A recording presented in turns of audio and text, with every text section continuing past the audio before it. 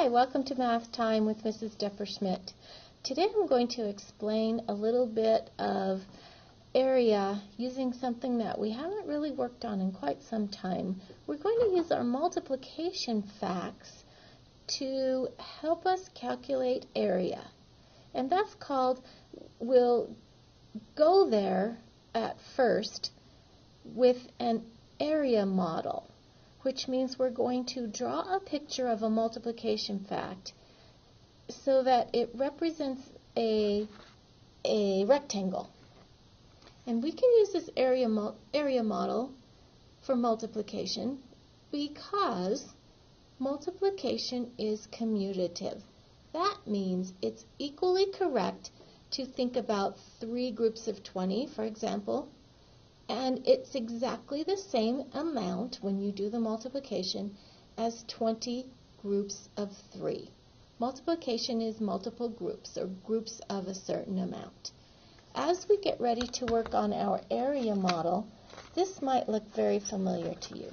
I've drawn 2 rectangles. One of them is 3 groups of 20 with each row. Here's a row of 20, another row of 20, and another row of 20. Well, you are no stranger to the fact that when we turn that figure sideways and we call it 20 groups of 3, that doesn't change how many squares or rectangles there are inside this rectangle. There are still 60 small pieces. That's called an area model, where you multiply to calculate how many smaller pieces there are inside using the rows and columns. That's exactly what an area model is for multiplication. Here's an example of another rectangle. Using rectangle MASH, if we were to imagine that this rectangle is divided into 8 small square units this way, 8 rows, because we're using rows of 1 foot as it's labeled over here. This rectangle is 8 feet high and 12 feet across. So we have 8 rows of 12. Here's a row, here's a row, here's a row. They're not drawn in here, but if we were to draw just like we have on our grid paper, we have 8 rows and 12 columns. That's sometimes referred to as a rectangle that is 8 by 12. And you've maybe seen people write that in a multiplication problem.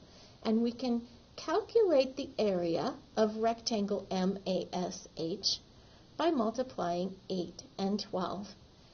We know that 8 groups of 12 is the same as 12 groups of 8, and we'll come up with the area in square feet, because each little square is 1 foot, 1 foot across on each side if we were to draw this to scale. We have 8 of 1 foot squares in each, going up in each column, and we have 12 1 foot squares in each row. And 8 by 12 would be the multiplication, or 8 times 12, same as 12 times 8.